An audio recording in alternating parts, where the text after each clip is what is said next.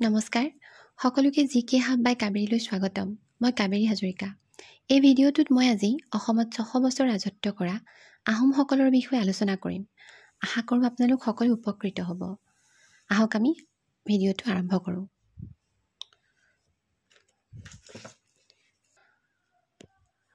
Which among the following Ahom kings was known as Kekura Raja তলৰ কোনজন আহোমৰ ৰজা কেকুৰা ৰজা বুলি জনা যায় অপচনবোৰ হৈছে A সুটিংফা B সুটামলা C সুলিকফা আৰু D সুহুংমুং আৰু শুদ্ধ উত্তৰটো হৈছে অপচন A সুটিংফা স্বৰ্গদেউ সুটিংফা 1644 পৰা 1648 খ্ৰীষ্টাব্দ তেওঁ কেকুৰা ৰজা বা ক্ৰুকড কিং বুলি জনা যায় because he suffered from the curvature of the spine he was also known as the Noria Raja because of his prolonged illness স্বৰ্গদেউ সুটিংফা তেখেতে আসলতে ৰাজহাৰৰ এটা অসুখত ভুগিছিল যাৰ কাৰণে তেওঁ কুজা হৈ গৈছিল আৰু সেই কাৰণে তেওঁ কেকুৰা ৰজা বুলি জনা যায় আৰু লগতে তেওঁ বহুদিনীয়া বেমাৰত ভুগি থকাৰ বাবে তেখেতক নৰিয়া ৰজা বুলি জনা গৈছিল নেক্সট কোৱেশ্চন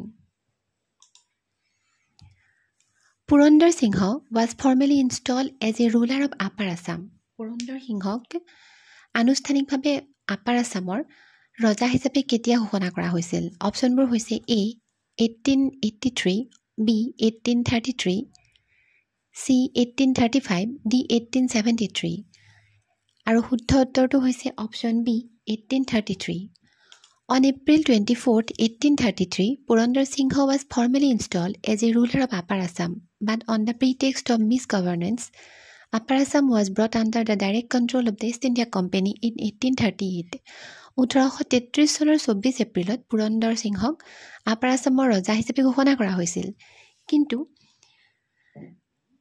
তেওঁ শাসনভাৰ ভালকৈ চলাব নজনাৰ বাহানা বনাই ইষ্ট ইণ্ডিয়া কোম্পানীয়ে 1838 চনত আপাৰ আসামক পুনৰ কোম্পানীৰ অধীনলৈ নিয়ে next question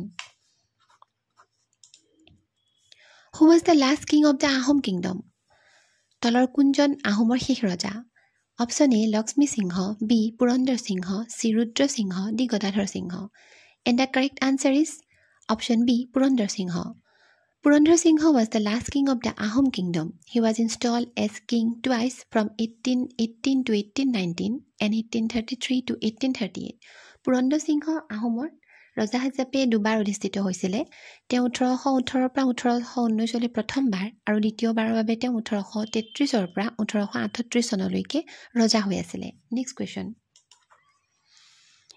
Which of the following Ahom kings ruled for the longest period তলৰ কোনজন আহোমৰ ৰজা দীৰ্ঘদিনৰ বাবে ৰজা হৈ আছিল option A Sukhampha option B Sudangpha option C সুহুংমুং অপচন D সুক্লেংমুং আৰু শুদ্ধ উত্তৰটো হৈছে option A Sukhampha Sukhampha also known as খুৰা ৰজা ruled for a period of 51 years the longest in the Ahom dynasty সুখামফাক খুৰা ৰজা বুলিও জনা যায় তেওঁ 1552 পৰা 1603 খ্ৰীষ্টাব্দলৈকে ৰজা হৈ আছিল প্ৰায় 51 বছৰ তেওঁ ৰাজত্ব কৰিছিল আৰু তেওঁ হৈছে আহোমৰ আটাইতকৈ দীৰ্ঘদিন ৰাজত্ব কৰা ৰজা next question Which of the following Ahom kings was known as Bamuni Konwar তলৰ কোনজন ৰজাক বামুণী কোঁৱৰ বুলি জনা যায় option A Sudangpha option B সুহুংমুং option C Suklenmung option D Sukhampha আৰু শুদ্ধ উত্তৰটো হৈছে অপচন A সুডাংফা সুডাংফা তেখেতক বামুণী কোঁৱৰ বুলি জনা হয় বা জনা যায় কাৰণ তেওঁ বামুণৰ ঘৰত ডাঙৰ দীঘল হৈছিল next question Which of the following Ahom kings was known as Dihingia ৰজা তলৰ কোনজন আহোমৰ ৰজাক দিহিঙীয়া ৰজা বুলি জনা যায় অপচনবোৰ হৈছে A সুডাংফা B সুহুংমুং C সুক্লেংমুং D Sukhampha আৰু শুদ্ধ উত্তৰটো হৈছে সুহুংমুং আহোম স্বৰ্গদেউ সুহুংমুং 1497 to 1539 got the title Dihingia ৰজা because he made the capital of the Ahom kingdom at Bokota in Sibsagar which is situated near the Dihing river Ahom স্বৰ্গদেউ সুহুংমুং তেওঁক দিহিঙীয়া ৰজা বুলি জনা যায় কাৰণ তেখেতৰ যিখন কেপিটেল আছিল অৰ্থাৎ ৰাজধানী শিৱসাগৰ জিলাৰ বকতাত পাতিছিল আৰু সেই বকতা ঠাইডোখৰ দিহিং নদীৰ ওচৰত আছিল সেয়েহে তেওঁক দিহিঙীয়া ৰজা বুলি জনা যায় next question Which of the following Ahom kings was known as Gargaya ৰজা? তলৰ কোনজন আহোমৰ ৰজাক গড়গয়া ৰজা বুলি জনা যায়? অপশ্যনবোৰ হৈছে এ চুকলেংমুং, বি চুহুংমুং, চি চুডাংফা, ডি চুখামফা। আৰু শুদ্ধ উত্তৰটো হৈছে option A Suklenmung. Suklenmung was known as Gargaya Raja as he established his capital at Gargaon. তেখেতক গড়গয়া ৰজা বুলি জনা যায় কিয়নো তেওঁ গড়গাঁৱত নিজৰ ৰাজধানী পাতিছিল। Next question. Which of the following Ahom kings was known as খুৰা ৰজা? তলৰ কোনজন আহোমৰ ৰজাক খুৰা ৰজা বুলি কোৱা হয়? Suklenmung, B Sukhampha, C Sudangpha, D চুহুংমুং। আৰু শুদ্ধ উত্তৰটো হৈছে Sukhampha. Option B Sukhampha. Sukhampa was very fond of sports. Once, he fell off an elephant causing injury and gave him a limb.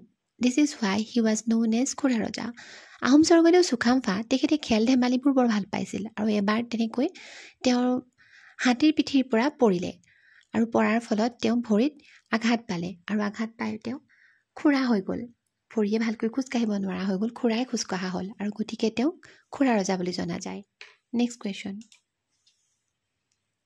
Which of the following Ahom kings was known as বুঢ়া ৰজা? তলৰ কোনজন ৰজাক বুঢ়া ৰজা বুলি কোৱা হয়?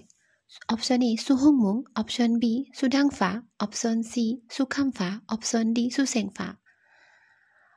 শুদ্ধ উত্তৰটো হৈছে option D Susengpha. Ahom Swargadeo Susengpha ascended the throne at an old age, so he was known as বুঢ়া ৰজা or old king. He was also known as বুদ্ধি স্বৰ্গনাৰায়ণ। আহোম স্বৰ্গদেউ চুচেংফাক বুঢ়া ৰজা বুলি কোৱা হয় কিয়নো তেওঁ বুঢ়া বয়সত ৰাজসিংহাসন অধিষ্ঠিত কৰিছিল। তেওঁ বুঢ়া বয়সত ৰজা হৈছিল আৰু সেইকাৰণে তেওঁ বুঢ়া ৰজা বা অল্ড কিং বুলিও কোৱা হয়। আৰু তেওঁৰ আন এটা নামো আছে, সেইটো হৈছে বুদ্ধি Swarganarayan. Next question. Which of the following Ahom kings was known as ভগা ৰজা? তলৰ কোনজন আহোমৰ ৰজাক ভগা ৰজা বুলি কোৱা হয়?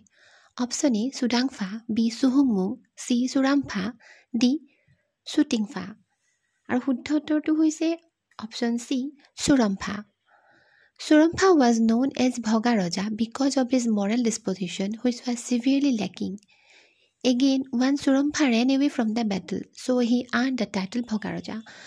স্বৰ্গদেউ চুৰমফাক ভগা ৰজা বুলি কোৱা হয় কাৰণ তেওঁ নীতি জ্ঞানটো অলপমান কম আছিল। তেওঁ সঠিক সময়ত সঠিক সিদ্ধান্ত ল'ব নোৱাৰে আৰু এসময়ত তেওঁ যুদ্ধক্ষেত্ৰৰ পৰা পলায়ন কৰিছিল আৰু সেয়েহে তেওঁক ভগা ৰজা বুলিও জনা যায়। Next question. Which of the following Ahom kings was known as বুদ্ধি স্বৰ্গনাৰায়ণ? তলৰ কোনজন আহোমৰ ৰজাক বুদ্ধি স্বৰ্গনাৰায়ণ বুলি কোৱা হয়? এই কুৱেশ্যনটো অলপ আগত ডিছকাছ কৰিছোঁৱেই, আকৌ কৈছোঁ। অপশ্যনবোৰ হৈছে Susengphaa, B চুটিংফা, C Surampha, D চুহুংমুং। আৰু শুদ্ধ উত্তৰটো হৈছে option A Susengphaa. Sucengfa was known as বুদ্ধি Swarganarayan because of his ability to organize political skills and wisdom. চুচেংফাক বুদ্ধি স্বৰ্গনাৰায়ণ বুলি কোৱা হয় কাৰণ তেওঁৰ যথেষ্ট জ্ঞানী আছিলে আৰু তেওঁ ৰাজনীতিৰ ক্ষেত্ৰত ল'বলগীয়া সকলোবোৰ সিদ্ধান্ত খুব ভালদৰে লৈছিল আৰু সেইকাৰণে তেওঁক বুদ্ধি স্বৰ্গনাৰায়ণ বুলি কোৱা হৈছিল। Next question. Which of the following Ahom kings was known as ভগনীয়া ৰজা? তলৰ কোনজন আহোমৰ ৰজাক ভগনীয়া ৰজা বুলি কোৱা হয়? ভগনীয়া মানে পলাই যোৱা, পলৰীয়া। অপশ্যন এ চুহুংমুং, B Surampha, C Suklenmung, D Sutamla. আৰু শুদ্ধ উত্তৰটো হৈছে অপশ্যন ডি চুটামলা। আহোম স্বৰ্গদেউ চুটামলাৰ ৰাজত্বৰ সময়ত মিৰ জুমলাই তেওঁৰ কেপিটেল গড়গাঁও আক্ৰমণ কৰিছিল আৰু সেই সময়তে আহোম স্বৰ্গদেউ চুটামলা নামৰূপলৈ পলাই গৈছিল আৰু সেইবাবে তেওঁক ভগনীয়া ৰজা বা ফিউগিটিভ কিং বুলিও জনা যায়। Next question. Which of the following Ahom kings was known as পৰ্বতীয়া ৰজা? তলৰ কোনজন আহোমৰ ৰজাক পৰ্বতীয়া ৰজা বুলি কোৱা হয়? Option A Sudaipha, B Sulikpha, C Sutamla, D Surampha. আৰু শুদ্ধ উত্তৰটো হৈছে option A Sudaipha. Sudaifa was known as Parvatiya Raja because his residence was at Choraidew Parvat, whose meaning in Assamese is mountain or hill. স্বৰ্গদেউ চুদৈফাক পৰ্বতীয়া ৰজা বুলি কোৱা হয় কাৰণ তেওঁৰ ঘৰটো চৰাইদেউ পৰ্বতত আছিলে আৰু অসমীয়া ভাষাত পৰ্বতৰ অৰ্থ হৈছে মাউণ্টেইন বা hill. Next question. Which of the following Ahom kings was known as Lora Raja? তলৰ কোনজন আহোমৰ ৰজাক লৰা ৰজা বুলি কোৱা হয়? এইটো আমি সকলোৱে জানোৱেই, তথাপিও option A Sudaipha, B Sulikpha, C Sutamla, D Surampha. আৰু শুদ্ধ উত্তৰটো হৈছে option B Sulikpha. Sulikfa was known as the Lora Raja or boy king because he was very young when he became king. Sulikfak Lora Raja বুলি কোৱা হয় বা boy king বুলিও কোৱা হয় কাৰণ তেওঁ খুব কম বয়সতে লৰা হৈ থকা অৱস্থাতে তেওঁ ৰজা হৈছিল। Next question. Which of the following Ahom kings was known as Noria Raja? তলাৰ কোনজন আহোমৰ ৰজাক নৰিয়া ৰজা বুলি কোৱা হয়? নৰিয়া মানে Ashok. Sutingfa, B Sutamla, C Sulikfa, D Suhungmung। আৰু শুদ্ধ উত্তৰটো হৈছে এ Sutingfa. Due to his poor health condition, Sutingfa was known as Noria Raja or sick king. তেওঁৰ শাৰীৰিক অসুস্থতাৰ বাবে স্বৰ্গদেউ Sutingfaক নৰিয়া ৰজা বা অসুখীয়া ৰজা বুলিও জনা হয়। বন্ধুসকল, ভিডিঅ'টো চোৱাৰ বাবে ধন্যবাদ। আৰু এনেকুৱা আৰু ভিডিঅ'ৰ বাবে আপোনালোকে প্লিজ মোৰ চেনেলটো ছাবস্ক্ৰাইব কৰিব আৰু লাইক আৰু শ্বেয়াৰ কৰিবলৈ নাপাহৰিব। ধন্যবাদ।